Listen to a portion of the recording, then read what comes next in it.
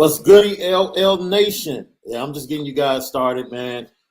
No reason to delay anymore. Malik is almost home. You know how the LA traffic is. It's the Lucky Lefty podcast. I'm your guy, Shaun Davis at SD2 Mics. Follow me on Twitter and Instagram. We are brought to you by Notre Whiskey. Go to AnoraWhiskey.com for that premium American whiskey. That's right, AnoraWhiskey.com. Today, we're going to stack up the Notre Dame quarterbacks, Drew Pyne and also Tyler Buchner, against the top 10 returning quarterbacks in college football, according to Pro Football Focus.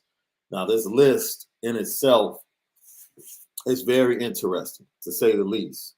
But with all of that being said, we think there are some quarterbacks that are ranked as one of the top 10 returning quarterbacks that Tyler Buchner and Drew Pyne kind of should be equal to, with all things being considered. So we're going to wait for Malik just a little bit. And while we're waiting for Malik, I'm going to take all questions from you guys regarding recruiting. I just released an article I wrote about Drake Bowen and how he's spearheading the 2023 class and that brotherhood to remain the number one recruiting class in all of college football for the 2023 cycle. Just dropped that on Irish Breakdown. And I'm not sure if Brian's going to drop the video because I recorded a video with him and some interesting stuff, some personal stuff, just what he likes to do with his parents and his friends on the weekends, stuff like that. You know, it was a great conversation. I didn't really want to interview the kid. I just wanted to have a conversation with him. So it was a great conversation. And we talked about watching the national championship game and what he took from that and how he's applying that to, you know, envisioning himself on the field at Notre Dame and the type of leader he wants to be when he's there. So, man, fantastic time with a young man. You know, we chopped it up. I told him I'll be coming to a few of his baseball games because I'm in the area, not too far from where he lives. We actually share a favorite restaurant, a favorite breakfast spot. We found out, like, yo, that's my breakfast spot too. So, like I said, man, just a great conversation. He's a great kid. Man, he almost made me feel old. He kept saying, yes, sir. Yes, sir. And I'm like, yo, dude, like, we're just talking. We're just kicking it. But, man, his parents did a fantastic job. That's a great kid, quality kid on and off the field that Notre Dame is going to be getting into the class. I do want to say this. I have been reaching out to some other guys, some other kids, because one of the areas that I work is the Texas area of certain recruits in the Texas area.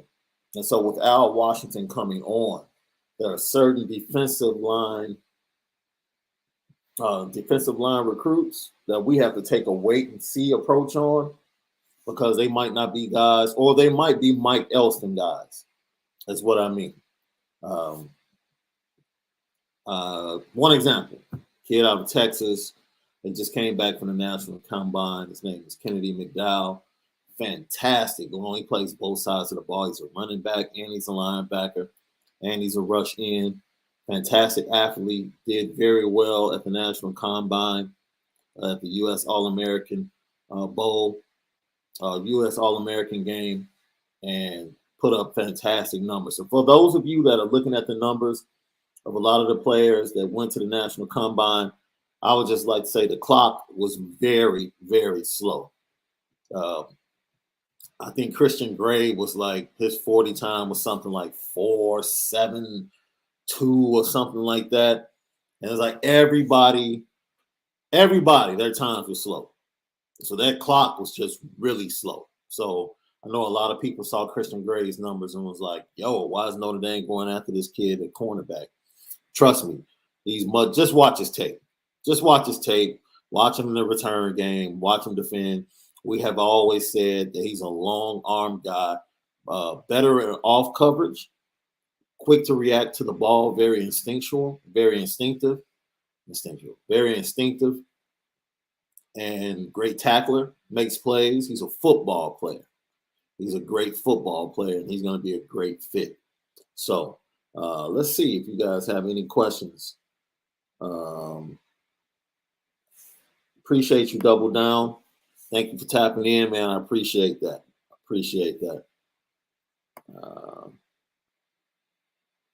Absolutely, wheezing the juice. Remember, keep it a buck. Click that like button.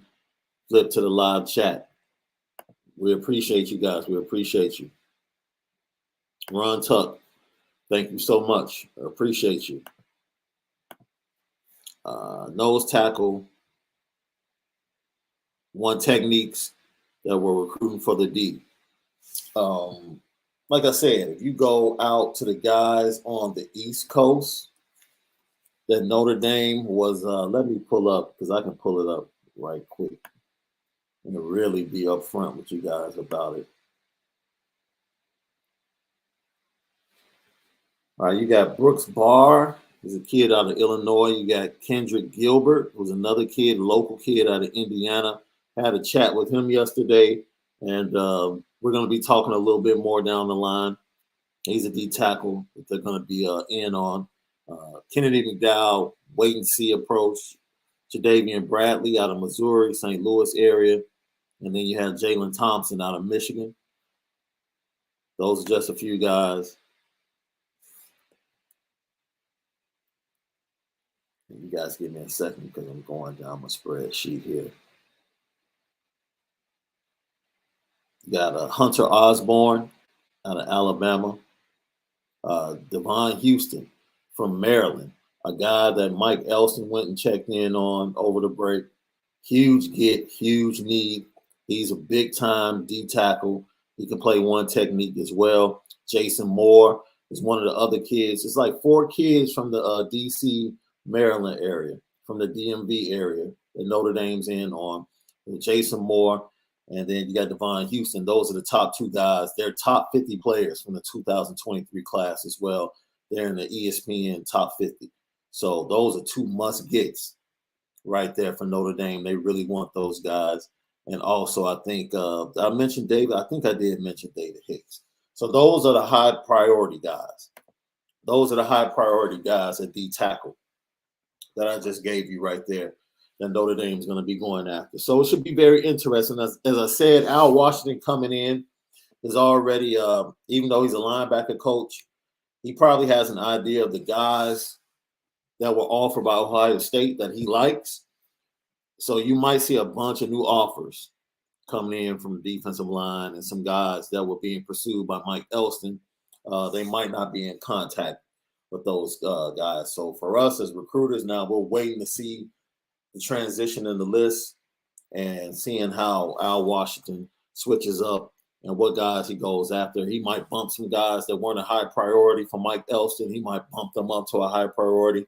And then some guys that were high priority, might be a less priority to him. So once he gets in and gets his feet wet and gets a solid foundation, we'll start to see how things transpire with the board for 2023 and the defensive tackle position. Drunk Vigo, is Malik busy recruiting screen poppers? The answer is yes. As I said before, I told you guys on the show last week, of course, he's worked at the Elite 11. He's known in coaching circles. He coaches high school football out in California, which is huge. He's done work with CBS covering college football games. So he's been, since his time away from the game, Malik has been, visual. People have been able to view him. Young kids have been able to see him, and he's been connected to the game. So yes, he has connections. Like I said, he talked to Eli Ricks before he even jumped into the transfer portal and flat out asked him, did Notre Dame have a chance? And Eli Ricks pretty much told him that he knew he was going to Alabama before he even entered the portal. Like that conversation had been taking place in the middle of the season. Same thing with Dante Moore. Same thing with Carnell Tate. Carnell Tate sees the podcast, has a relationship with Notre Dame. As you see in the relationship with Notre Dame for Carnell Tate goes back to his freshman year. Notre Dame was the first school on Carnell Tate. He was still playing at St. Rita here in Chicago. And his relationship and his history of following Notre Dame, he knew who Malik Zaire was. And so he was immediately drawn and wanted to come on and talk with Malik. I have to give a big up to Malik on that one because I usually book, but Malik got that one, booked it, and I was like, okay, cool.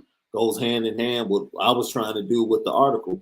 And so it was just a blessing to be able to get both of those done. And then his conversation, he hits me up last week like, yo, man, I'm working on Dante Moore. So, I mean, he is like off the books, putting in work for Notre Dame. He's just putting in work for Notre Dame. And I think he's been rejuvenated with the switch from Brian Kelly to his guy, Marcus Freeman, because like he said, that's who he followed. They come from the same area, same hometown. That's the football player he looked up to when he was coming up. And Marcus Freeman, of course, being from the area, knew all the youngsters that were behind him coming up down the pipeline in football right there in Ohio. So that's that Dayton love, and I don't know if it's an unofficial capacity. I do know he's in contact with the school. So, yeah. Brendan Stamp. What's up, my guy? Thanks for tapping in. Everybody, let us know where you're tapping in from, LL Nation, this morning. Do you have any update on Dante Moore? Other than the conversation Malik had with him this weekend, we look forward to having an interview with him as well coming up real soon. He did visit with Tommy Rees. Tommy Rees on this show has taken, I wouldn't even say taking a beat. We've just been fair, right? In the praise we've given him, but at the same time, critiquing him and giving him criticism and just letting it be known like, yo, if you're going to critique other assistant coaches for a lack of production, then, hey, you have to do the same thing with Tommy Rees. And we have yet to see a quarterback develop at Notre Dame to beyond the level of, the bookmark is Ian Book, right? Well, what about Ian Book? I'm like, yeah. As a fan base, we should just want greater than that. And so we're looking for Tommy Rees to be able to do that. We're just looking for him to be able to do that with Tyler Buchner and Drew Pyne. And we feel like both of them have an opportunity to be highly productive quarterbacks at Notre Dame. And you know how we feel. We felt like Tyler Buchner should have just been given the ball in 2021-22 season, and we wouldn't be worried about how he's going to react going into the horseshoe game 1 next year. He would have that experience. He would have gone through the ups and downs and would be better prepared. So now we have to wait and see what we get from him that first game against Ohio State. So Dante Moore has a great relation. I said all of that to say Dante Moore has a really, really good relationship with Tommy Rees. And Tommy Rees is putting in work. That's something that you'll hear tonight on the Cardinal Tape interview. Don't forget, 6 o'clock p.m. Central Time right here on the YouTube page of Lucky Lefty Podcast. It'll also be broadcast at Lucky Lefty Pod on Twitter as well. So, yeah, Tommy Rees is putting in work. He's putting in work. So if we're going to criticize him and put him under the spotlight and the microscope, then, we're going to heap some praise and give him his flowers. He's putting in work from what we're hearing from these recruits, specifically these wide receivers and quarterbacks. Tommy Rees is building relationships and putting in work. Mike Callis, Shaun, just watched the interview with Bowen. Good interview. I work at Evil Horse in Crete. If you drink beer, you should stop instant time and I'll buy you some. Your show gets me through every day. That's what's up, Mike. Where is Evil Horse in Crete? I don't think I've ever driven by it. Because my parents are right off State Line Road and Goodnow. So how far is that? Is that like downtown Crete over there? Because I think downtown Crete, I've been to the Aurelios in downtown Crete. So if it's nearby there or the post office, I know exactly the area it's at. Tommy Guns, I got. Thank you, Day One, for tapping in. LL Nation, what's good? Eugene Williams, first of all, Shaun, did you get Malik straightened out from the JB disrespect? No, it continued after the show. He said he's getting receipts and record sales for Friday show. Every Friday is for the culture, so he wants to come back. He has receipts for everybody in LL Nation that came at him. So just be prepared, guys. He's going to be on something Friday. He's going to be on Something Friday. I do have an announcement to make. We're going to have, for those of you, if you're late to the game and don't know, check this out.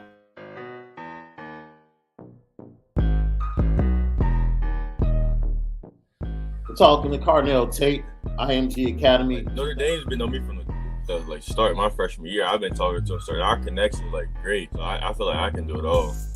The trifecta. I'm just from the Midwest, so. Talk about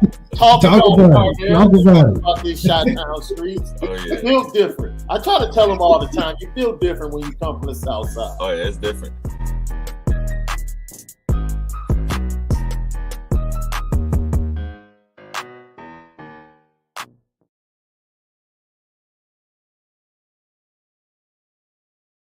So don't forget, tonight, 6 p.m. Central Time, 7 p.m. Eastern Time, Carnell Tate interview. It was a great, great interview. He gave us about 30 minutes plus, and we cut it down to I think it's about 25 minutes. So it's going to be a great interview. Tap in with that tonight. Let's get back to some of your questions. Oh, also, we just locked up our guy Cam McDaniel, former Notre Dame running back. Cam McDaniel is going to be with us next Tuesday. He was supposed to jump in with us this week. Unfortunately, the timing, scheduling, he couldn't do it, so we pushed it back. It's going to be Tuesday. Next Tuesday, Cam McDaniel, former Notre Dame running back, former teammate of Malik Zaire, is going to be on Lucky Lefty podcast. We spin it different. Yeah, Eugene, I'm sorry, man. The disrespect, that's what he's on, man. Ron Tuck, do you think we'll be able to keep Keeley and Vernon with the D-line coaching change? Now, I will say this. Keon Keeley is just as involved with recruiting other people as Drake Bowen is. He's like one of those dudes. Like if Drake Bowen is 1A in spearheading the class, Keon Keeley is probably 1B. Because you hear his name coming from multiple recruits as the guy that's reaching out and building relationships. So to me, Keon Keeley is invested. We know other teams are coming in with offers. You know, they smell blood in the water. They see an opportunity to come get a big time player. But I think at this point in time, Keon is, man, he's vested. He's vested in Notre Dame in this recruiting class. So I really don't see him budging unless something dramatic happens. Brennan Vernon is another thing because I expect Mike Elston to try and get him to switch to Michigan wholeheartedly. That's who his relationship was with. I think it was a shock to him that he left. I think it was a shock to his family. And, and Luke Montgomery as well. Notre Dame was at his basketball game yesterday, I believe, checking in on him. Luke Montgomery, that was his contact. And so now the relationship has to be built. But fortunately, the lead recruiter for all of these kids is Marcus Freeman. Like that's how Marcus Freeman views this. Like I'm the lead recruiter for every kid that we want. Then the assistant or the positional coach comes behind that. Right? So Marcus Freeman is going to do whatever he needs to do. That's why we talked about it on yesterday's show, man. He's doing it all. Like he's recruiting, he's spearheading the recruiting class at the same time, trying to fill roles and trying to check in with Matt Bayless, accept new enrollees and early enrollees to Notre Dame. He's doing it all. And he's doing it all at a top level at this point. So from what we're hearing from the recruiting trail, everything is trending upward for Notre Dame. The view these kids have of the program compared to what they viewed the program under Brian Kelly, everything is looking wonderful for Notre Dame. I will say this: Malik Elzy is a big-time Chicago recruit. He enjoyed his time. He came and visited Notre Dame, big-time recruit out of Chicago, 6'4" wide receiver, 4-star. I'll keep it a buck. He likes Notre Dame, Simeon vocational.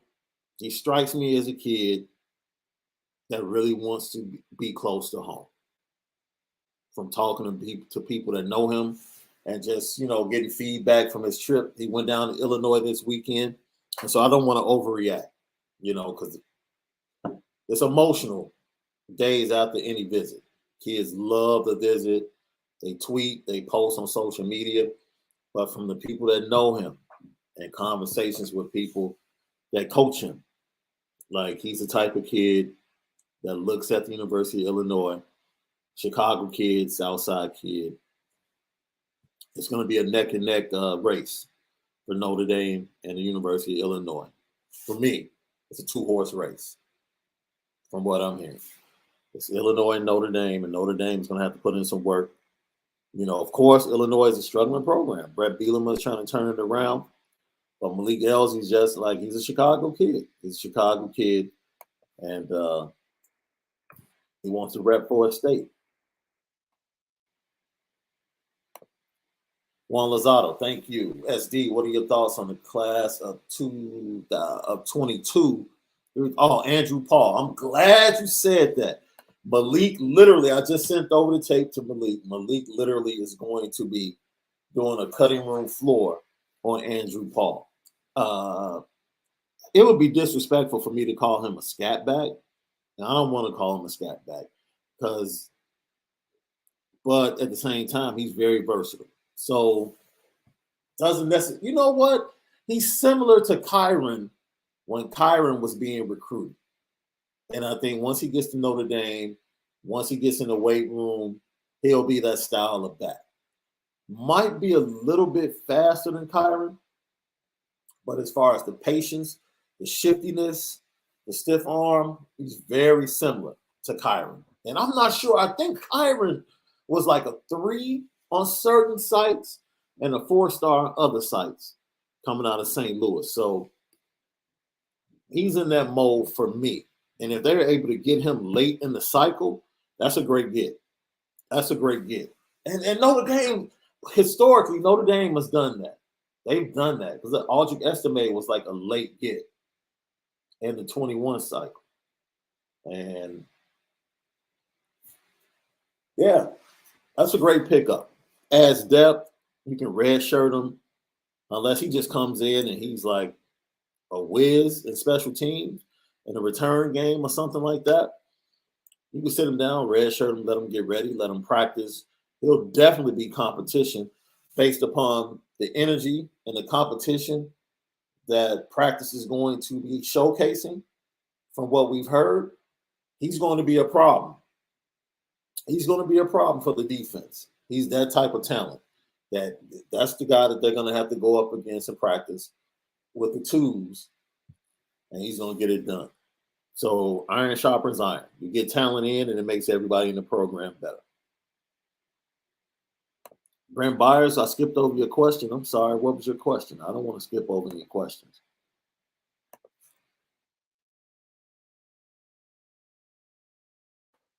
Who are the guys in that 23 cycle that you're most confident the Irish end up landing? 3 to 4 guys. Christian Gray, because of the man. Christian Gray. I'm actually confident after this weekend. I'm actually confident after talking to Carnell Tate, Christian Gray. After talking to Tate and Drake Bowen, I would say Christian Gray. I'm very confident that they'll get eventually. I'm confident that they'll get Luke Montgomery. And I'm also confident. Well, I'm confident. I'm confident right now that they're going to get Carnell Tate after talking to the kid. Now, that's just my personal opinion. I'll let Malik give you his opinion when he gets here. But I'm confident. I'm more confident after talking to him that Notre Dame is going to get him, and just seeing, how he related to Marcus Freeman and how impressed he was with Marcus Freeman, and just talking about making it clear to us that, like, Notre Dame has been on me. They were the first ones on me. So if there's anyone that got a head start on the recruitment of Carnell Tate, so yeah, Christian Gray, Carnell Tate, Luke Montgomery. Those are the 3 guys that I would say I feel most confident about right now. Yeah, and there's somebody else. Let me look at my spreadsheet right quick because I want to make sure that I'm confident right now. And with confident, I mean, I'll say I'm right at about 70 to 75%.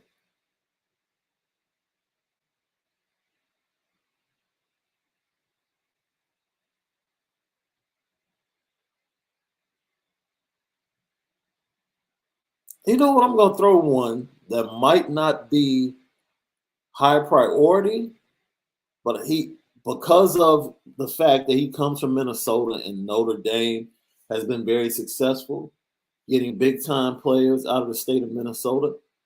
I'm going to say Jackson Howard. Just no rhyme or reason. Really haven't talked to him a lot, but Jackson Howard, the tight end out of Minnesota, I think is eventually going to end up being added to the class. So I gave you 2 guys on the offensive side, 2 guys on the defensive side. Luke Montgomery goes both ways. So, all right. Sorry about that, Brent. Oh, double down. So it's on the YouTube page. See, I didn't even know it was up on the YouTube page. You know, I was just trying to have a conversation with the kid, and he's a great kid. He's a great kid. Like if you sit down and you talk to the kid, you come away thinking like, yo, this is a really dope kid. Like he really gets it. He has everything together. And like I am completely blown away by his commitment to the one of the things I'll give it away. One of the things I talked about in the interview, and this came from watching The Last Dance and watching Michael Jordan's trainer talk about transitioning his body from basketball to baseball, and then having to transition it back from baseball to basketball. And you would think, just as an athlete, especially in high school, I was a 2-sport player. I played basketball, and I went from basketball to baseball. And I didn't have time to transition my body. It was like the basketball season was over pretty much in March, and our first scheduled game was like the end of March for baseball. So, I quit. I took a week off, went right into practice for baseball, and there it is. Football, I guess you get a little more time because there's a bigger gap in between football, which ends for high schools, like towards December. And then you get from December to like March to train, and just being regimented, going from the regiment of football and being dedicated and having goals. Like, this is what I want to do in baseball now. These are my goals. And in order to reach those goals, this is what I have to put myself through to transition my body to go from being powerful in football to being explosive in baseball. I need to be more explosive in baseball, which is, and from a training standpoint, is a different type of explosiveness from football.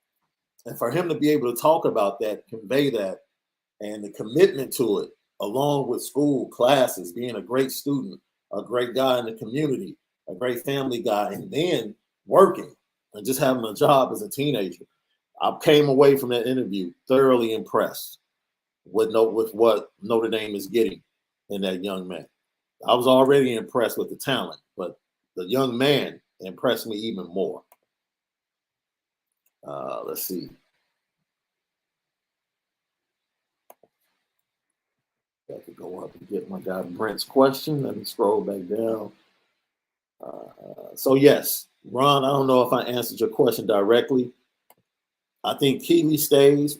Brendan Vernon is going to take some work because there are concerns. There are concerns with Mike Elson stepping out. Drunk Vigo, we are truly swinging for the fences as a staff. And I'm interested in seeing what players that might not have been given offers from Notre Dame on the defensive line that Al Washington comes in and adds to that high priority list. Very interested in seeing what offers go out over the next 2 to 3 weeks. Mike, what's good, bro? How you feeling? SD question about your interview with Derek. Did the last staff allow current recruits to contact other recruits? I'm assuming you mean Drake.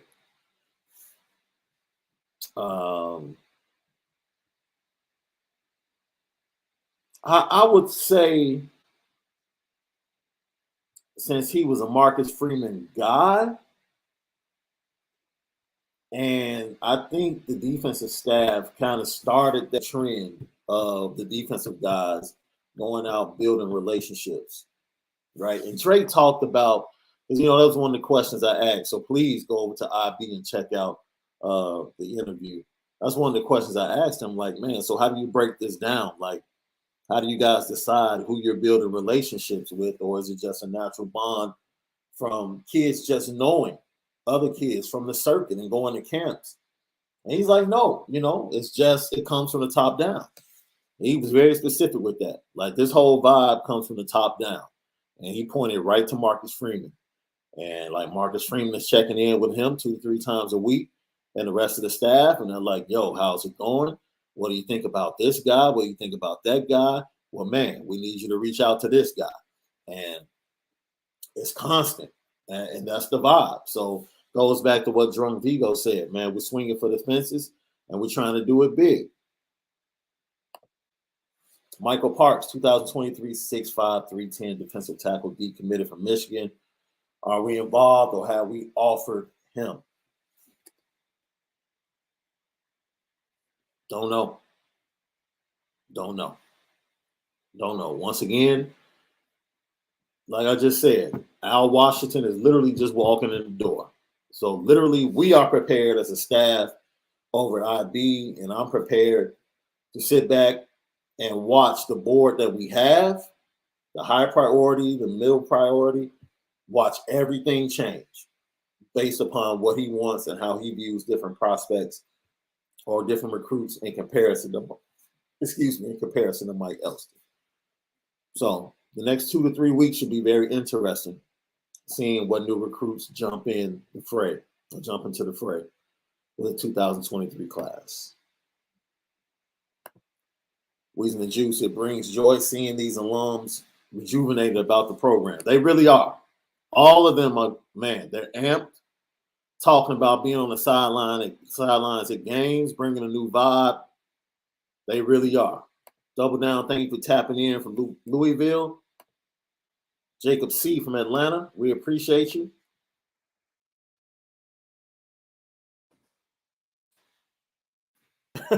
Eugene Williams said tapping in from Gilbert, Arizona, though I wish I was still in Oahu. Oahu is, man, that Hawaii is one of those tricky trips, right? Because when you first get there, because of the time difference, you have to make sure that you sleep so you can get back on time. And it's not inverted where you're up during the evening and sleeping all day. Brendan Stannard, Tampa, Florida. Michael Johnson, Jacksonville Beach. Juan, Finlay. Rob Bigstaff, Charlotte. Home of RJ Blanton. That's right. RJ they played for the Vikings for a few years. I might have to get him on the show. Drunk Vigo, it's already in the works. It's already in the works, my man. We got that coming to you. No, the Tate interview is tonight. It comes out on the YouTube channel, 6 o'clock tonight. 6 o'clock tonight. Alan Krentz, Northwest Iowa. All right, guys, hit me with some questions. Hit me with some more questions, some more recruiting questions, and wait for my boy.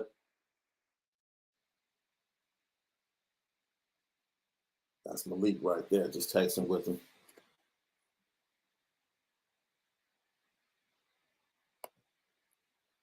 Should Keon Keeley be taking these visits if he was locked in like Bourne would help us out? First, Josh, every 5-star recruit is going to take their visits. That's like, relax.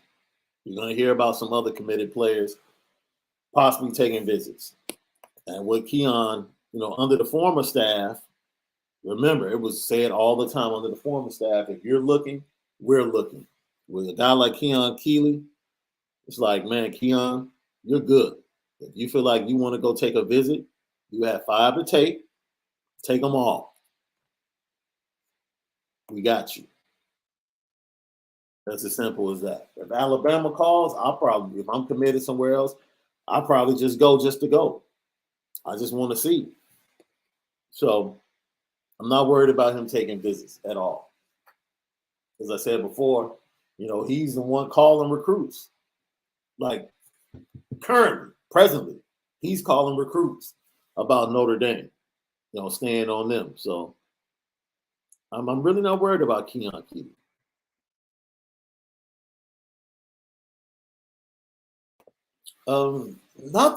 Nothing really. I think the DC hire will come before the running back coach hire, in my opinion. We said it last week. Marcus Freeman anticipated the Mike Elston thing and knew things could play out that way. So I felt like he was ready for that, and that's why he was quick to react to the D-line coach search. There have been rumblings about whether or not he's been close to a hire at the DC. The issue with that, most DCs that come in, we're seeing it with Jim Knowles. That's how Al Washington ends up at Notre Dame. Jim Knowles comes in, and he wants to get all his new people. Matter of fact, I was able to speak to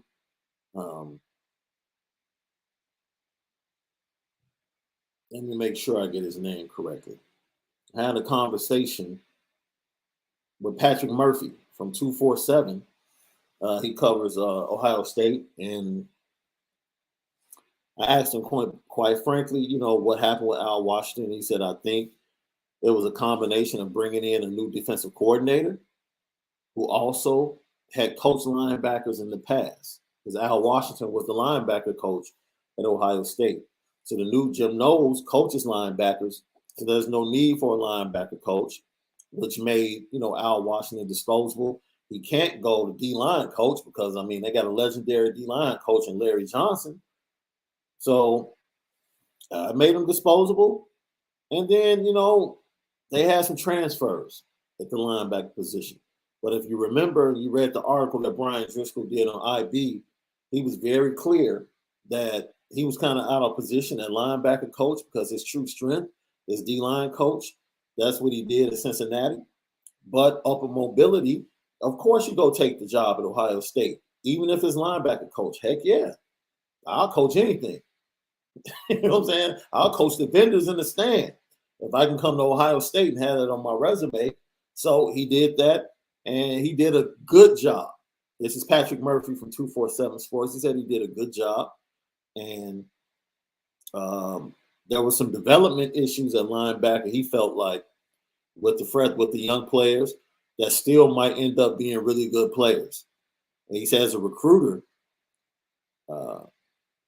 he's like, I don't know, because of the time, I don't think he can be considered elite because he didn't have enough time here. But I will say this, he landed 3 really good linebackers in this last class that don't come to Ohio State if it were not for him. One of those being Sonny Styles.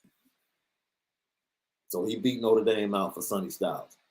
So you're getting a great, from all accounts, a great D-line coach. We're talking about coaching a position. A great D-line coach.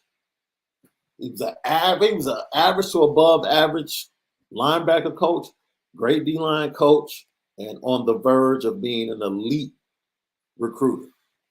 He said he didn't want to give him the elite status yet as a recruiter, but he's very good. So that's what you're getting. And that's strictly from someone that's been around him and talked to him and covered it. All right. Michael Parks, B-Bay, Indiana. Thank you.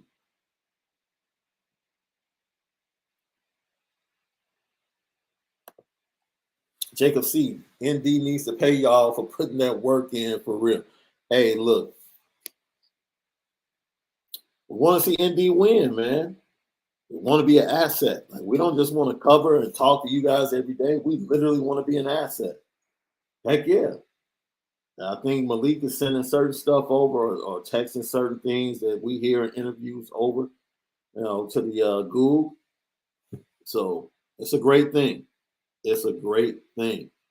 ND for life, great show, Shaun. You and Malik are always on top of everything. ND, can't wait for y'all interview. That's right. Tonight, 6 p.m. Central Time, Carnell Tate interview right here on the Lucky Lefty podcast. Josh Miller, thank you for tapping in from Bowling Green, Ohio.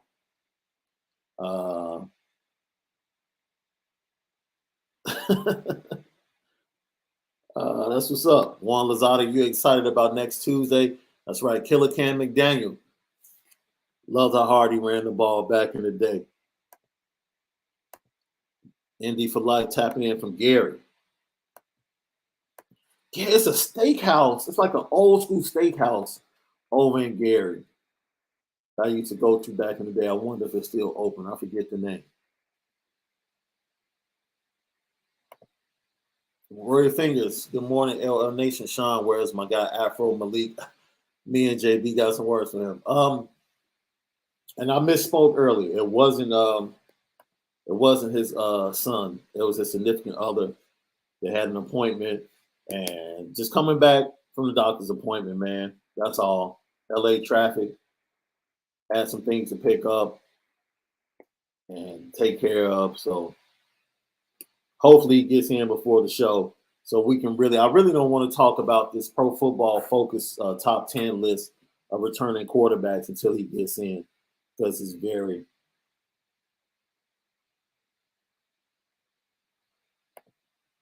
yeah. That's probably true. We'll see. The kid is really good on both sides of the ball.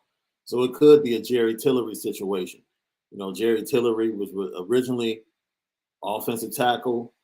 And I think it was his high school coach that told him before he came to Notre Dame, like, look, son, if you switch over to the defensive side of the ball, you can be really good and make it to the league and make an impact. And lo and behold, he's a great defensive line, deep tackle in the National Football League. Christopher Galloway, Belton, South Carolina. Where is that specifically? How close are you to Augusta? Or are you close to Augusta and Augusta, Georgia?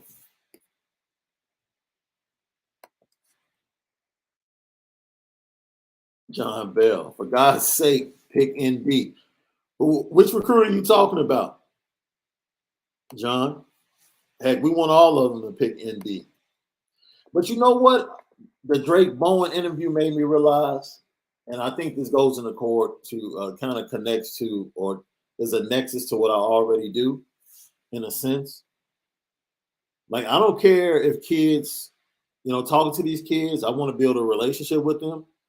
And if a kid ultimately doesn't pick Notre Dame, I still want to be able to text them and talk to them and say, how are things going? And they get to the league, still want to be able to talk to them. Just build a relationship. That's like, man, when Drake ultimately leaves Notre Dame and goes to whatever NFL city, if I drop into the city to look at a kid, I want to be able to hit Drake up like, you got time for lunch? I'm looking to build a relationship. I want to report, help Notre Dame, be an asset in recruiting cycles, but I want to build relationships with people too, man. Especially having a conversation like I had with Drake Bowen, we're bringing that out of you. Like, man, this is a kid I want to know moving forward.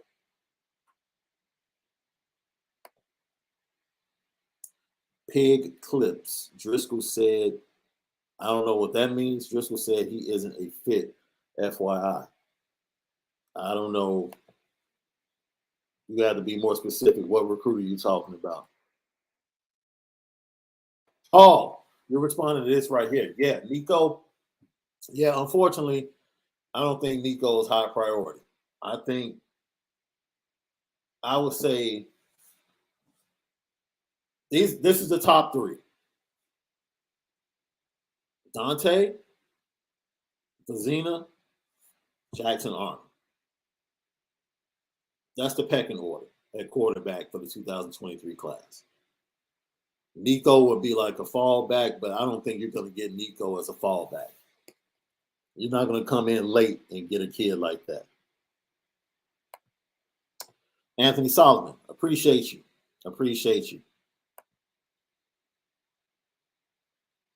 So before Malik gets in and we go, I do have something I want to share with you guys. Here's the question of the day. What's the most upset you've been after a Notre Dame game?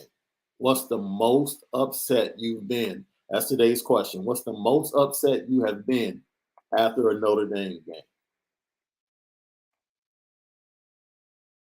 Yes, we're going to get a defensive coordinator. We're going, but the defensive coordinator is not. He can't come in. No disrespect to guys like Jim Knowles that came in with leverage, and assistants got removed. Same thing with the DC from Iowa State. You know, he wanted some changes. And, you know, the staff is pretty much set in stone. It just really is. So it has to be someone that's willing to take the majority of the staff that's at Notre Dame and that fits. So now maybe a guy like Mike Tressel ends up becoming a defensive coordinator. Maybe he does. Sunset Kid, how long do you think TR will be at Notre Dame? It's a good question. I don't think Tommy Rees will ever leave Notre Dame to go to another school. If he leaves Notre Dame, it will be for the NFL.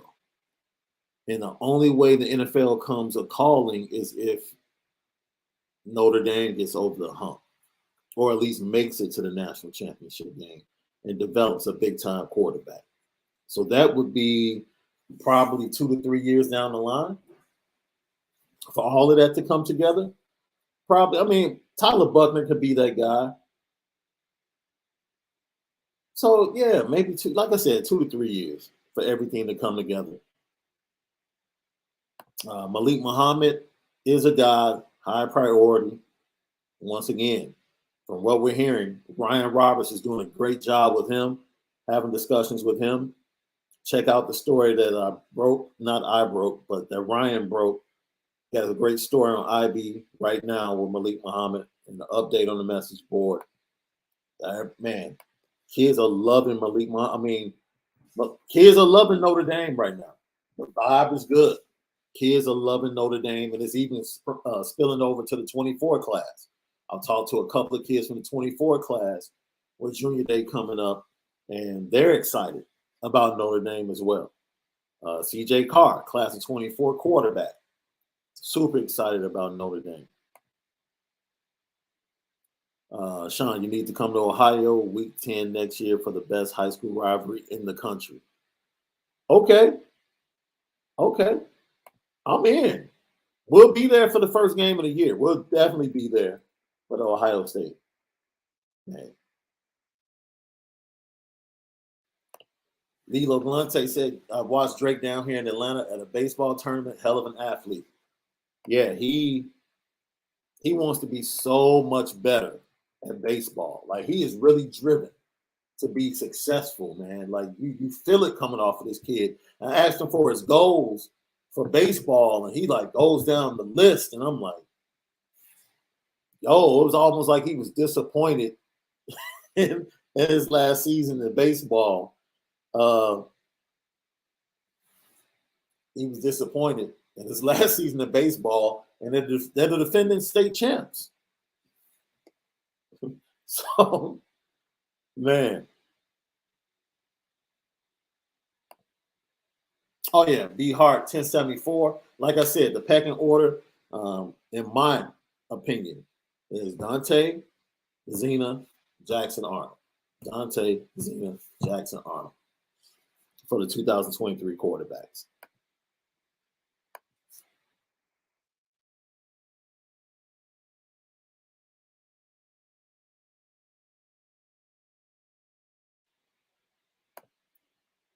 I would say Dante Moore is a must get. I would say Carnell Tate is a must get. You have to get that connection. And when you see the Carnell Tate interview, what we've been saying about fixing the quarterback room and the wide receiver room, when you see this interview tonight, you will come to understand why what Malik and I have been talking about is so prevalent with Notre Dame. Like, you don't have to hear it from us.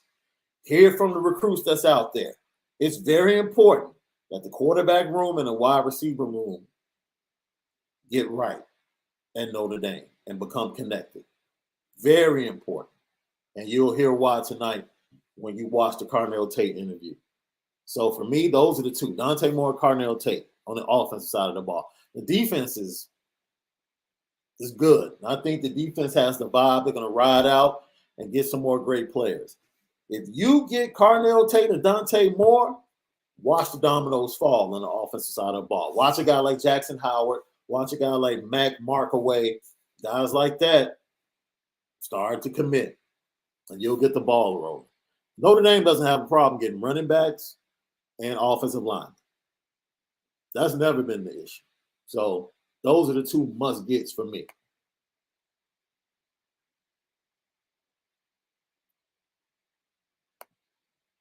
Oh, that's what's up. Guinea pig clips, you tapping in from Raleigh. All right. Irish Gordian Knot. St. Louis, the Lou. You need to work on Christian Gray up there. And also the big offensive tackle, what's his name? Charles Jagasaw from Rock Island. That's closer to Iowa. I'm sorry. Yeah, he's closer to Iowa than he is to St. Louis. Lilo Glanton just broke up a robbery at his daycare facility. Really? We'll have to get him. Yeah, we definitely have to get him on the show. Indy checking in. No, Kane Madden cannot come back for a fifth year, David Jones. No. No. Sebastian Cheeks, that's so funny. That's when I had just started working, but Brian and I have always had a relationship going back to 2012. So I remember Brian asking me, some things about Sebastian Cheeks. And Sebastian, just a very particular young man. I'll leave it at that. Some recruits want to be wooed excessively. And it just ended up it wasn't a good fit for him and his personality. Great fit academically, but him and his personality, the kid from Evanston, nah. I think he ended up in North Carolina, if I'm not mistaken.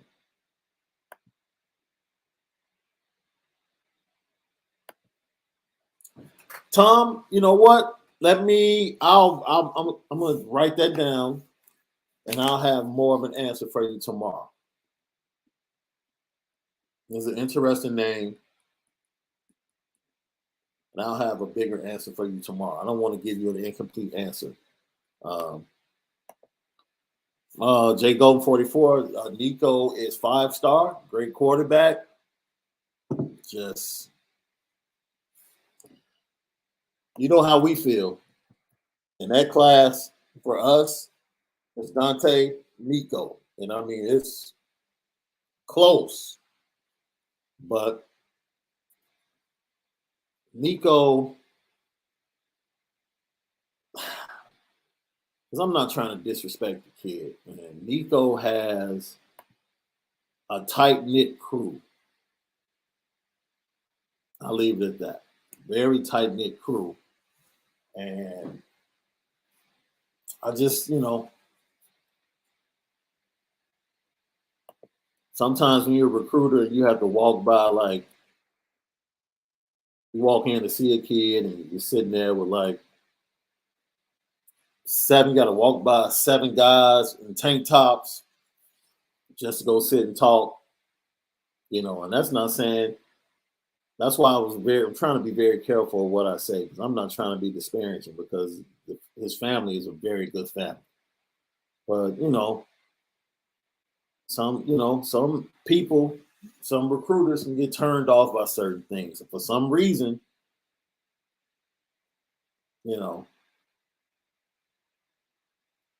we just heard that he's been viewed as not a fit for some reason. I don't do that taking somebody else's word when I've never met the kid, I've never spoken to the kid. So Yeah, he's not a high priority right now, which in my opinion, is a mistake. In my opinion. But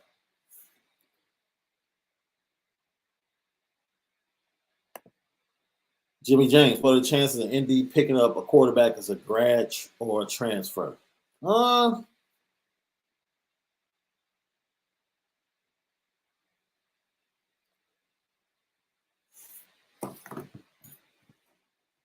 That's your boy. Get him when he hops on. He's about to hop on now. Get your boy in the chat.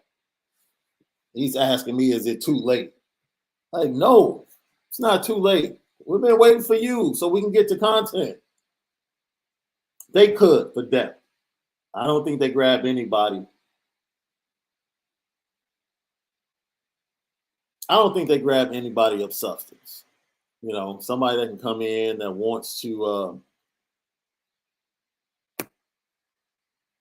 I think somebody mentioned it. Maybe it was Brian that mentioned it, like a Hunter Johnson transferred from Northwestern. You know, if he wants to come and get his his master's from Notre Dame, and you know, understands that he's third in the pecking order. All right, cool.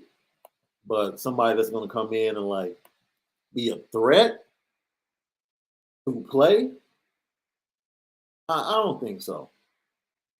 Yeah, somebody asked offline that was watching the show after we ended yesterday about Brew McCoy, the wide receiver transfer from not South Carolina at USC. That's not going to happen. That's not going to happen.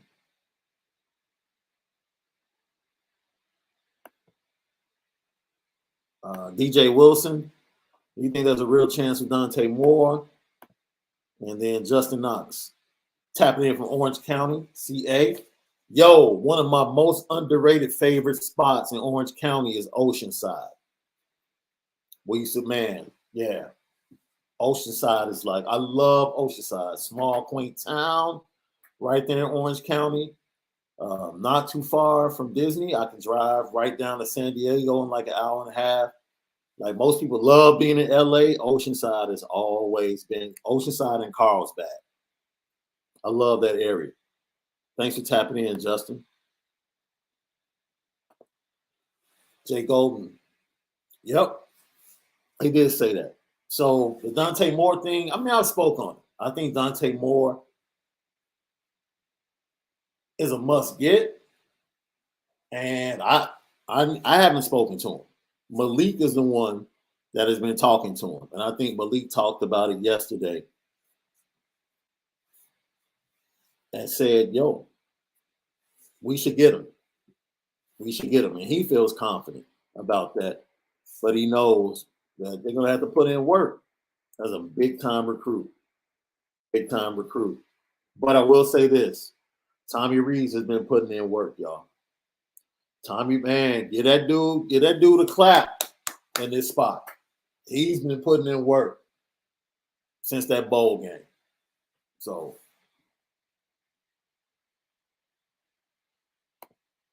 that's not happening, P-Dub. I don't think so.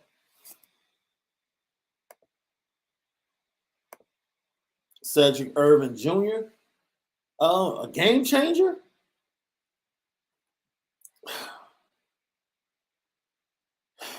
It's a game changer, man. Are you talking like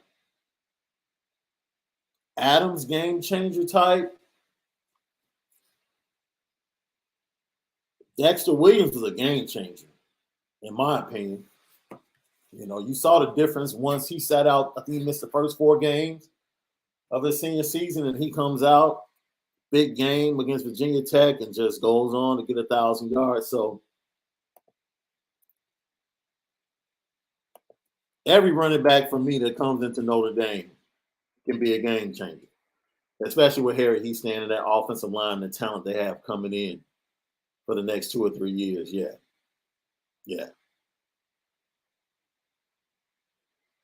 I can rock with that. Predictions on how many 5 stars or top 50 recruits we land in 23. I'm going to set the over-under at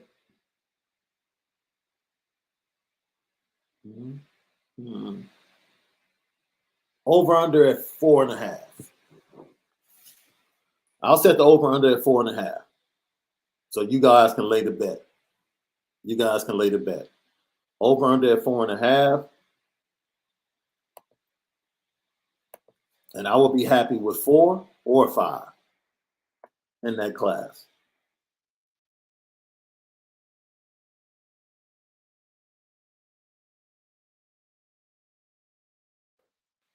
Okay. Mine might differ from Notre Dame, but I will put Carnell number 1. And then I probably look, it's this kid out of Florida named Hakeem Williams. I absolutely love this kid. Love him. Like, I think he's the sleeper of the class. But I would go Carnell, then I would go Jaylen Brown, and then Rodney Gallagher from Pennsylvania. And then after that, I would probably go Elsie, Noah Rogers. How many did I give you? That sounded like 6 or 7. Yeah. But my sleeper that probably is in my top 3 from the film I've watched is Hakeem Williams out of Florida, man. This kid, Hakeem Williams out of Florida, 6'4", tall, physical, run blocks people out of the end zone multiple times, high points the ball, 50-50 balls, screens, speed, taking it 80 yards on a quick screen, outrunning everybody in Florida against good competition. Love that kid. I would probably I just gave you what I think is Notre Dame's list. I would put that kid in my top 3. It would probably be Carnell. For me, it would probably be Carnell, Jaylen Brown, and then he would probably be tied with Gallagher at 3. Gallagher and Hakeem Williams. Those, for me, those are the guys at wide receiver. Yeah, you're right, Irish Gordy, not. Florida is putting together a great staff, and they have great talent. I agree with that. You guys give me a second. I'm about to put your boy on blast right quick. This is live on Lucky Lefty. We spin it different. I think Gabriel Rubio is going to be one of the players we have to watch just to see how he comes in and plays in spring ball. I'm interested in seeing him.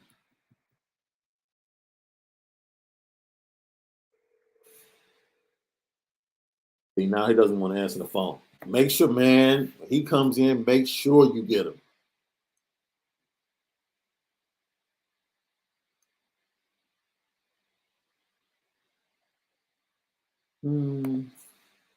Let's see. Thank you. From Spain. Where at in Spain? And where should I visit? Like, what city should I go to? Because I'm not like the young 20-year-old anymore. Because a lot of people used to tell me to go to Madrid if you're younger. But, like, what part of Spain should I visit if I go? Let me know, Alberto. We appreciate you.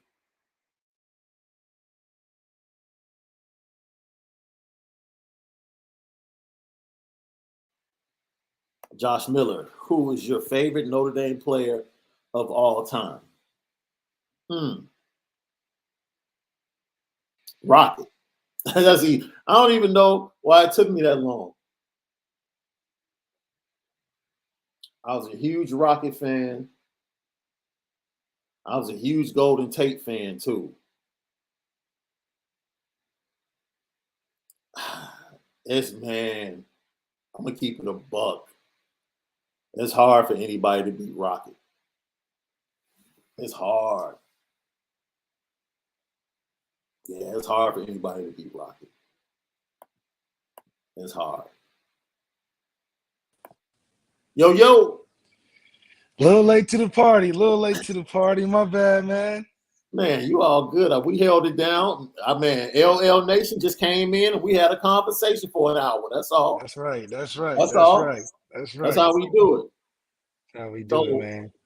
I held off on the topics. The question of the day, so you know, what's the most upset you've been at the Notre Dame game? That's what we're asking LL Nation. What's the most upset you've been at the Notre Dame game? Now, it's funny because I have exhibit A and B. If we were in court, I have exhibits A and B. But I would like to tell them myself, right? I don't think this is the most upset I've been at the Notre Dame game, but my wife and daughter left because they know when Notre Dame's on, I don't like a lot of quiet house. Got to have a quiet house, man. So they leave. I don't know where they went. I think they went to breakfast or somewhere New Year's Day. They come back. They try to time the end of the game. They come back, and Oklahoma State had just taken the lead in the fourth quarter. And my wife walks into the TV room, and she's just walking up to me to give me a hug, man. And I put my hand out and was like, not right now. Not right now. Don't even say anything. Don't touch me. Just because it's not gonna go good. And I don't want to do anything wrong. You know what I'm saying? I don't want to push you off of me. I don't want to do anything like that. Just give me a second. Because I was at that point in time, I was heated. I was heated. I'm like, man, this don't make no damn sense. Right? So I want to show you. All right. This is going viral, right? It's going viral? This going viral, dude. Man. It's from a YouTube page called The Barons, Mr. and Mrs. Barron. And this guy's a huge Cowboys fan. I want you to check this out because there's two videos. I had to set this up. This is him on Thanksgiving at his family's house after they lose to the Raiders, 37-33. All right? Check it out. Here you go again. What's wrong with you this time? He's the funniest dude, man. It's gonna be alright. Man, leave me alone, bro. You've been dragging me all game, bro. It ain't like it's the last game. What you mean? It's just 37-33. What is 37-33? It's a loss! You be alright. Calm down. Man, you been talking smack to me all game, man. Now you been in my face, man. Now you gonna be in my face, bro. This is on Thanksgiving. Of course, it's a game. This is Thanksgiving. This is serious, Joe. It's very serious. Yeah, you're right. You ain't even no Raiders fan. Your boys got whooped. You ain't even no Raiders fan. Your boys got whooped. You got to calm down. You ain't even no Raiders fan. Getting them a purchase. Come on now. I'm trying to Man, you gonna get your hands off me, man. Man, don't touch me, man. You walked up on me. Now you too big. Now come on now. Man, this is going on, man. This is Thanksgiving. This is Thanksgiving. Thanksgiving. So wait a minute. That was Thanksgiving, and I advise everybody to go look this YouTube page up because this dude is funny. He is hilarious, right? Yes, he is. And the crazy part is that's how Cowboy fans really feel. They get hyped every year. It's been 26 years since they've done anything in the playoffs, and they get disappointed like this every time because you know why? They pay the most for their talent and get the worst and least out of it. Now, bro, this is the crazy thing. He was over at his family's house. So, like, it got worse. I just showed a snippet. It got worse. He started talking about whoever cooked Thanksgiving dinner, talked about the stuffing was trash, the mac and cheese was dry. He was letting it That's dry. right. Oh, yeah. It was World War I on there. And the crazy thing, too, is that they should make a compilation video of all Cowboy fans. He's not even the only one. Right. We got Cowboy fans that be breaking TVs, that be going into panic sweats, taking off the jersey. Even our own Skip Bayless is a big Cowboy fan and goes through the wave of emotion. So I already know, man, hilarious. Let's fast forward to Sunday night. Same guy. 23-17 loss to the 49ers. Same guy. Man. I can't believe that, man. We're America's team still.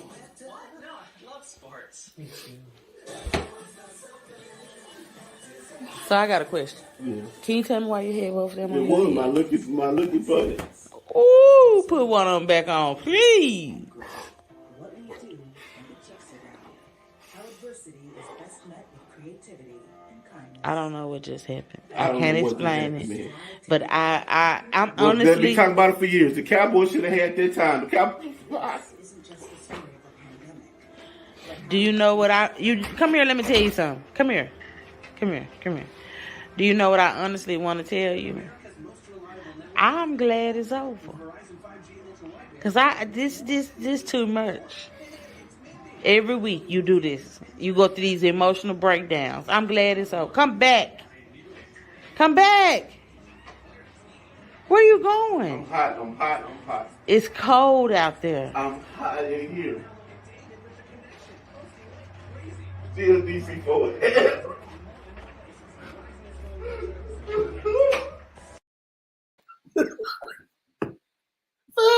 Yeah. I mean, couldn't take it. Bro, this big bro, man.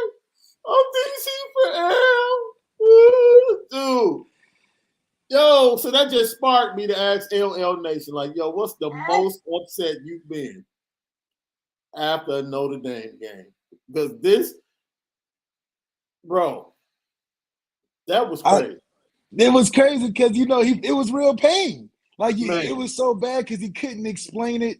It was just like, man, I'm hot. I'm hot for a lot of reasons. I got to just take a break and take a step outside because that's what they do to you every time. It's like, that's how I feel watching the games because we just make the Toledo game. I'm looking like that because I'm like, oh, my goodness, man, why would y'all do this to me? I know how I feel about these games and we so close to this MAC school. So, oh, man, the emotions are crazy. But the game that made me the mad, like I think it was the worst, was probably the Florida State game, the way we lost it. Oh, my God. You talking about the AF game?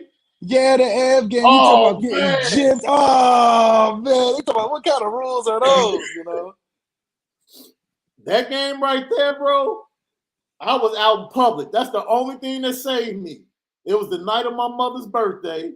We're out of the steakhouse. That's the only thing that kept me sane. You talking about ready to fight? Oh, my God. That was because it was just like, everything that was into the game. They hadn't lost at that point. Top 5 matchup. And, I mean, we're giving it to them. They got Jalen Ramsey, all the superstars, and we had them at the very end, and they got us. They must have, had them ACC refs or something up in there because they definitely pulled a fast one on us. Lucky Lefty podcast, man. When were you the most upset after a Notre Dame game? A lot of people are saying this Fiesta Bowl. This Fiesta Bowl wasn't the most.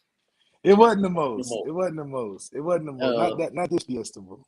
I see the 1993 Boston College game that cost them another national championship.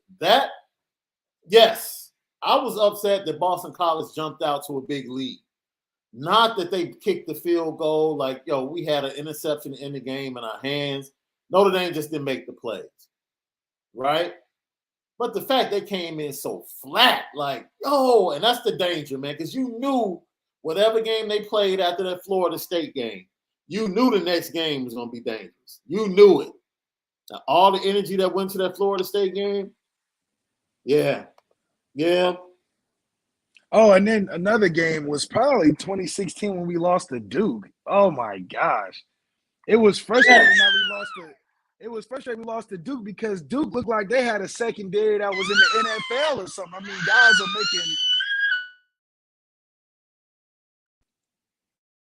guys are making crazy plays and everything. So it was just like, I mean, it couldn't have got worse at that point in the football season when you're losing to Duke.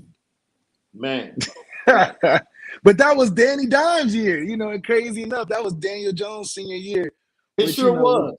Which we know Daniel Jones, now him and Jamison Crowder, who both are in the league or whatever, but crazy. Yeah, I still respect Jamison, but Daniel Jones is trash, bro. Yeah, we all know that. Daniel Jones is he's been trash for a minute.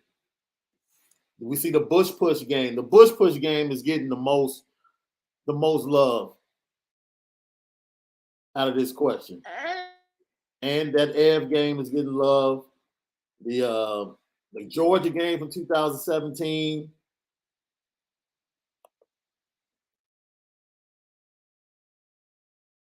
You know what? You know when I was really pissed off? I was really pissed off in 2 blowouts. I got to be honest. Because most of the times you're upset when it's a close game, but you realize, especially if you're playing a really good team, you recognize like, yo, it's a chance we can lose this game, right?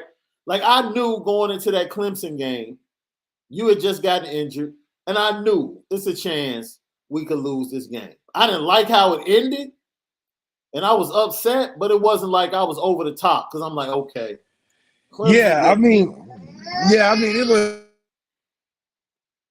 it was a game that I didn't think we would win, but it was just unfortunate because I really wanted to be a part of that game. Yeah. Like I could rock with that. I'll give you 2 games recently. I was heated.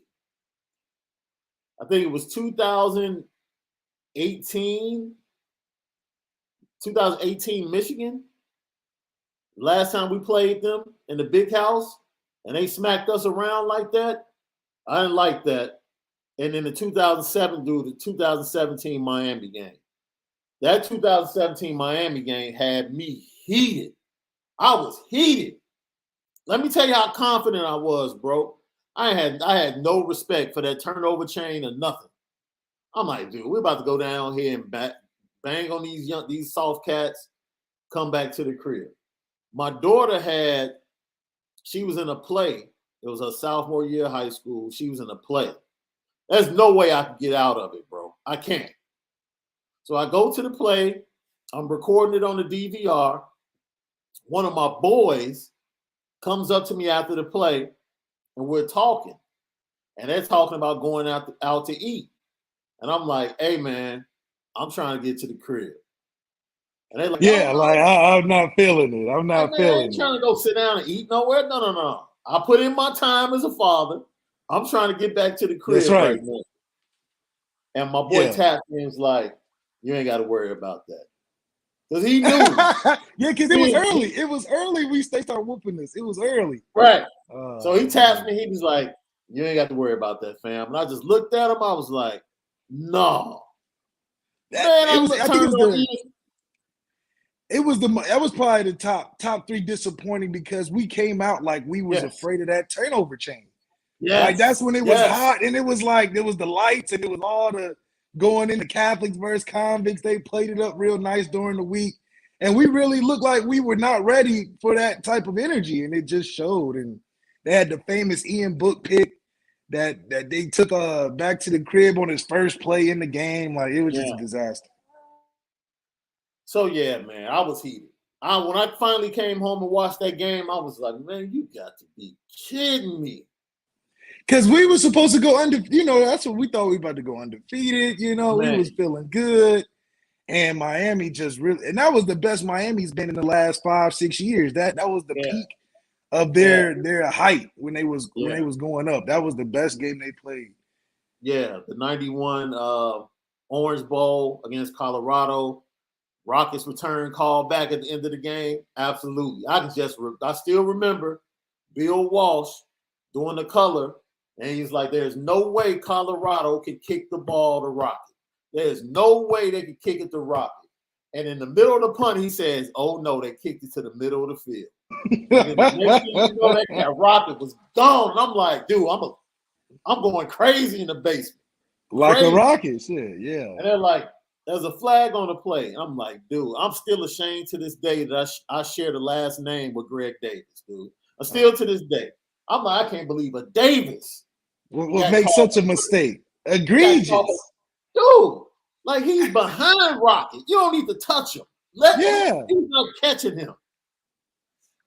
What are you doing? Just trying to work too hard. Yeah, see that Miami game, I'm getting heated right now about that Miami game, bro. Because they was doing that 2 quarterback foolishness. No quarterback had the idea we looked lost. We couldn't run the football. And we lost in that game. Lost Josh his Heisman chances too, because he ran the ball for like 10 yards. I mean, good grief, it was terrible that game. I got your man Dumel says so. Today, 2 Lucky Lefty podcasts with the Carnell Tate interview. Y'all straight spoiling us, fam. Love it. Yeah, we do the premium. You know how we get down to LL Nation. We spend it different, give you everything you're looking for. Yep. Here, this is for you, bro. Jay Clampin Investments. Whose game does Dante Moore remind you of? I like the game of like a Tyrod Taylor at Virginia Tech. Really electric and productive, but he can also throw it well enough to win those big games. I'm thinking like Tyrod Taylor versus Andrew Luck in that bowl game that they had. I really liked what he was doing. And you saw how mature he was at the end of the day. Jacob C. said he cried in the – you know what? That 2012 BCS game for me was just like – it was like, okay. Bama was some big dudes, man. That was a big squad. That was like a totally different Bama. That was a Bama that was built on the running game, stopping the run. Like that's what you can be upset about the 2012 because they was just a whole nother level. It was like the Georgia this year. Like I thought we had a great run, but it was too bad of a whooping to be pissed about, Tommy Guns, no, I've never watched the documentary called Go Tigers. Is it on Netflix? Where can I find it? I'll most definitely check it out. John Bell, is too early in the game. And I think the running back search is something that came late. And, everything else you were prepared for as far as the coaching moves. Lance Taylor getting that OC job was something that was like, okay, we didn't expect this to be part of the package, but it is. So and that's just a part of it. That's just a part of it. I thought it was more of a solidified piece, but he's been quiet through the transition to Marcus Freeman. So I'm sure he was taking a lot of calls in the background as well, and this is one of those calls that came up for him. Juan said Indy actually recruits receivers well, too. That's why it's so puzzling that they haven't had that much success on the field at wide receiver.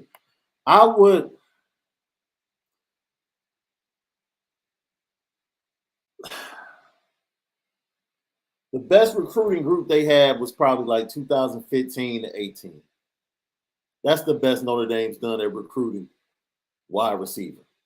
Because, like, Chase came in towards the end of your time, right? Yeah, Chase was a freshman, and Javon McKinley and Miles, and we had a nice little core. But then I think the 2013 class, when we had Will, we had Corey Robinson, that started the trend, and then we started getting a nice mixture of what actually the 12 class was with Chris Brown and CJ and all those guys as well. You know what the crazy thing was about it's wild, but the crazy thing about that class is that Corey, man, and I understand, Corey was like good and knew he could be good, but he knew he was great at so many other things that he really didn't need it. You know what I'm saying? It's like Corey could have been a dog, but he was so smart. Like you said, this dude was the student body president, man. Like, you talking about a real Renaissance man. Right. And I'll never forget this. How I knew he was just, football was fun, but it didn't mean everything to him. When he was ranked like number 2 behind Laquan Treadwell as a potential draft pick. And he was just like, it wasn't a big deal to him. At this point, he was the only sophomore, really playing in our class at that time, as well as just in the country. And he was doing so well. He had high marks, but it didn't hit him how a kid from Chicago, a kid from Dayton that's been playing all their life was. I just remember the recruitment story with Corey and Coach Martin. I went into the office. He was like, man, Corey didn't even have – he didn't have any stars.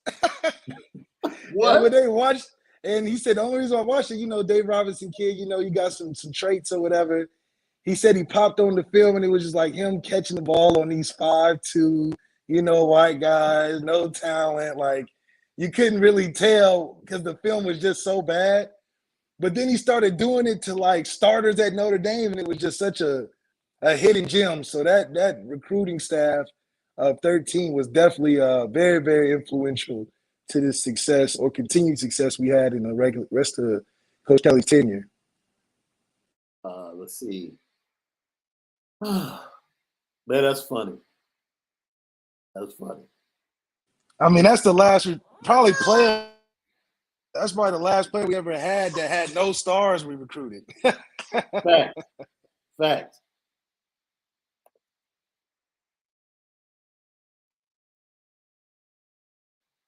David Jones. No. Carnell Tate is not related to Golden Tate. From what I hear, Golden Tate, man, has some pretty impressive sisters, man, but they cause a lot of trouble. They get him into fights with other NFL players. Yeah, he gotta defend his sisters half the time. Right. It's like, no, man. No. Man, great conversation going on in the chat today, man. We appreciate you guys. Bro, you ready for this? I sent this to you yesterday. Pro Football Focus did their top 10 returning quarterbacks. You ready for this list? All right, I'm upset about the list, but then again, if that's the list, then I know we got a good chance of Tyler moving up the list. That's why we want to have a conversation. Number 1, Bryce Young. Like, yeah. Number 2, Caleb Williams. Are you shocked? Are you shocked that have you talked to him? What is he waiting on? Because most people thought, I know you've had conversations with him. Most people thought it was going to be USC last week. But what's the holdup? Is he really talking to others? I really just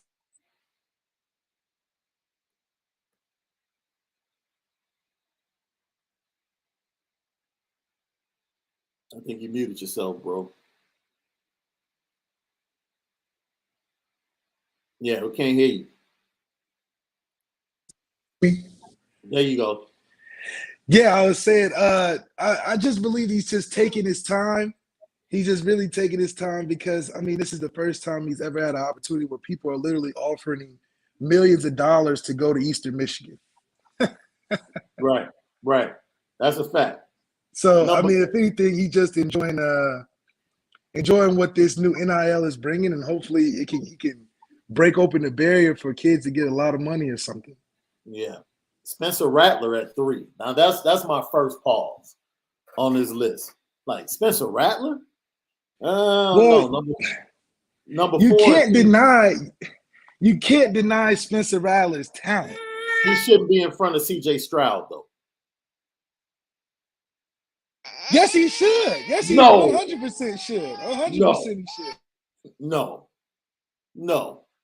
The season that CJ Stroud just put together, there's no way that Spencer Rattler should be in front of CJ Stroud as a top returning quarterback. Come on, man. They need to flip-flop that. Number 5 is Sam Hartman. No, they don't because if you think about it, Spencer Rattler has the most upside right now in college football because of not only is he motivated going to South Carolina, but he also has the most natural ability out of the top 3 quarterbacks right now. He can throw better than Caleb. He can throw better than Bryce. His ego is just in his way. His ego is just in his way. Matter of fact, it's another quarterback that I will put above Spencer Rattler on this list, down at 8. Are you going to say Sam Hartman at 5? Come on, man. They're reaching. He puts up a lot of numbers, but come on, man. Grayson McCall at 6 from Coastal Carolina. The kid's talented. This is who I would put down to number 7. I would definitely Brennan Armstrong. I would definitely put above Spencer Rattler. Are you kidding me? Spencer Rattler hasn't been good for at least half a season. Who are you putting above Spencer? Don't play that. Don't play that. The dude that Who was are you out for the putting above- Virginia game that would have put up at least 30 points on Notre Dame if he had played. Oh, listen, you talking about 30 points on Notre Dame. See, disrespectful. Dylan Gabriel, this is like his third team. Like Dylan Gabriel, and see, this is when the list gets tricky. Because I think when we start getting to 7 and 8, I'm like, okay, Tyler Buchner can be. He can be in there. For sure. He could be where with these a full cats are. season, Tyler's at least 5. Yeah. Tyler can get to at least 5 with a full season. Keaton Slovis comes in at 9. Come on, man. So did Keaton Tommy Slovis? know about this? Did Tommy know about this chart before? When he made the call? He must have known he was a top 10 guy or something. Tyler Van Dyke from Miami comes in at number 10. I would do. They got a sleeper to watch. They got J.J. McCarthy as a sleeper to watch. I would take J.J. McCarthy over Keaton Slovis. I wouldn't do that, only because I haven't seen J.J. even play himself a full season. He's more in a Tyler Buchner position than anybody else.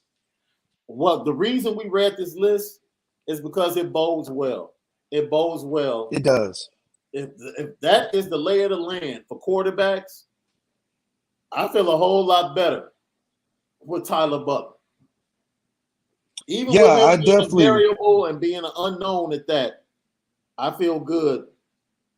I feel good with Tyler Buchner. I feel excellent. I feel excellent with Tyler Buchner because the gap isn't far to close. No. With a win against Ohio State and a win against Clemson and going into the last USC game with 10 wins or so, that's a easy position for him to climb the charts fast. Now, he may not break the top 3, but he's definitely deserving to be on the list before the season starts, in my opinion, but he'll definitely prove it as the season goes on. Yeah, I'm down with that, man. You know what time it is.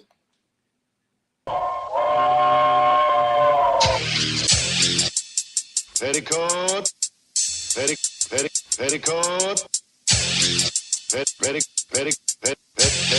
Petticoat Junction. It's time to get petty. Oh, we did a good job executing. Are you upset with something? And fire up the Petticoat Junction train. I just don't like you. You don't? No. What is today's petty historic? Petty Junction.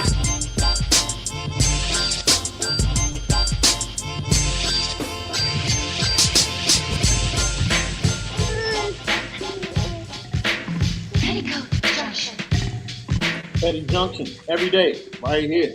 We spin it different. Lucky Podcast. Now, I might be petty right quick, bro. I might have to be petty because there's a whole bunch of pettiness being shown in this right here. And I just want to show this right here. Let me pull it up. That's a lot of pettiness, if you ask me. Let me share this screen.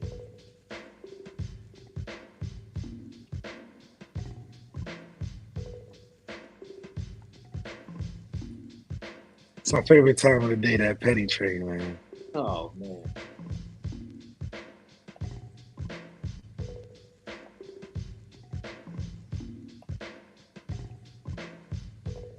I'm going to have to share it as a file. I tried to bring it up.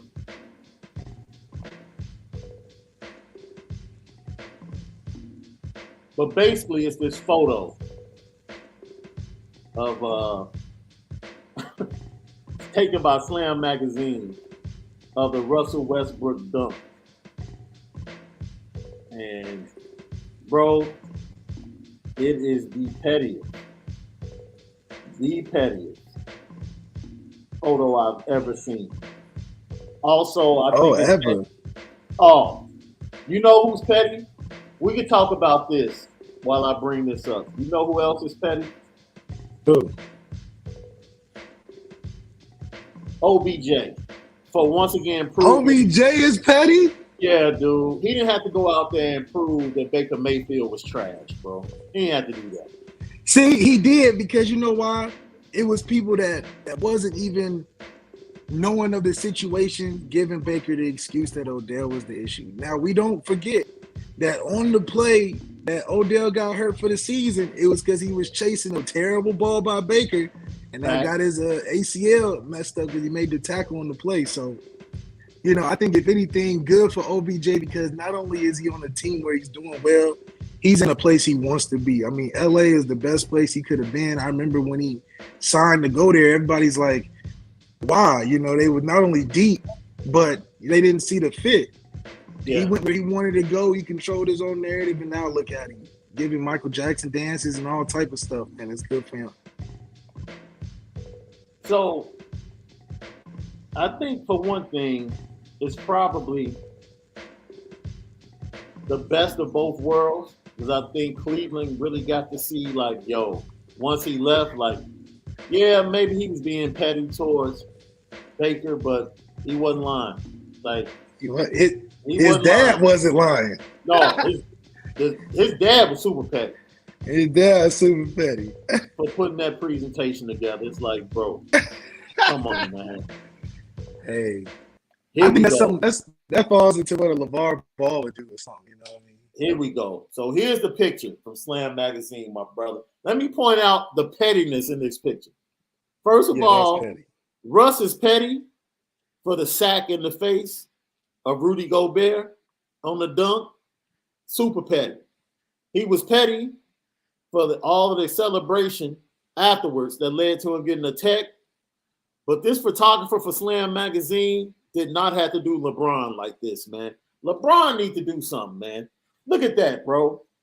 Yeah, I'm sorry, I can see it from here. Bron, you got to do something about that, bro. That no filter, no Photoshop, club for men, or just go cut it low, bro. Just let it go. Just let it go. Dude, whoever that photographer was, man, come on, man. You remember the commercial LeBron did with the different versions of himself, like the baby version, real Bron, young teenage Bron, Grandpa Bron. Yeah, absolutely. That's Grandpa Bron right there. That's like AARP Bron right there. Dude. Because that needs some help. He need that Great for Men, or what you say? Rogaine, hair clubs for men. Whatever. It's not making no sense. And it's crazy to be in 2021 with CGI and Photoshop. They couldn't bless Bron at all, man. That's crazy. No, at all. They let it ride on that dude, man. Right? Yo, as soon as I saw this picture, I just said, man, this is mad petty. Like the editor could have said, yo, we can't do that to Bron. Yeah, man. Hey, and it's crazy because Bron usually good at not letting people get off these little things. Cease and desist to come out fast out of Bron camp. Yeah, he must have forgot his piece at home, his hair piece. Because he hasn't been told. He hasn't been told. That I had to put that on the petty train today, bro.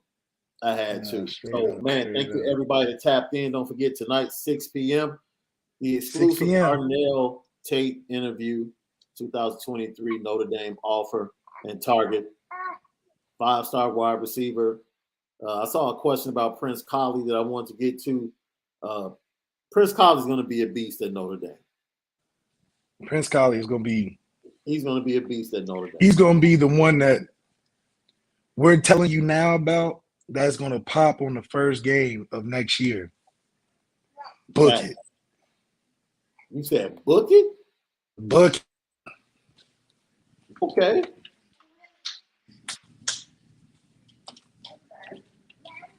Book it. You booking it? Yeah.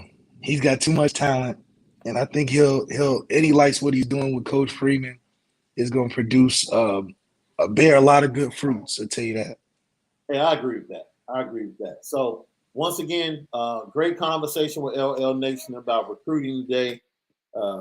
Once again, great conversation about the most upset you've been after a Notre Dame game and feeling very comfortable with the quarterback situation based upon the returning quarterbacks. I would say there's only 3 quarterbacks on that list I really,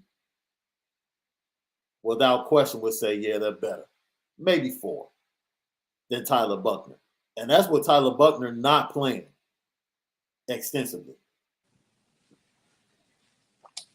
Yeah, I think the biggest mistake we can do is not put all our focus on Tyler Buchner this year and getting him ready, not even for the first game, just for the season in general. Facts. All right, that's it, man. Thank you. We'll see you guys tonight for the interview with Carnell Tate. Don't forget, subscribe, share, like. Subscribe, share, like. Lucky Lefty Podcast. I'm Shaun Davis for my guy, Malik Zaire. And Overtime Malik. Go follow us at Lucky Lefty Pod. And don't forget, we are available on Apple Podcasts as well at A2S Network. That's A2S Network on Apple Podcasts. Spend it different today. Enjoy the rest of your day. We'll see you this evening.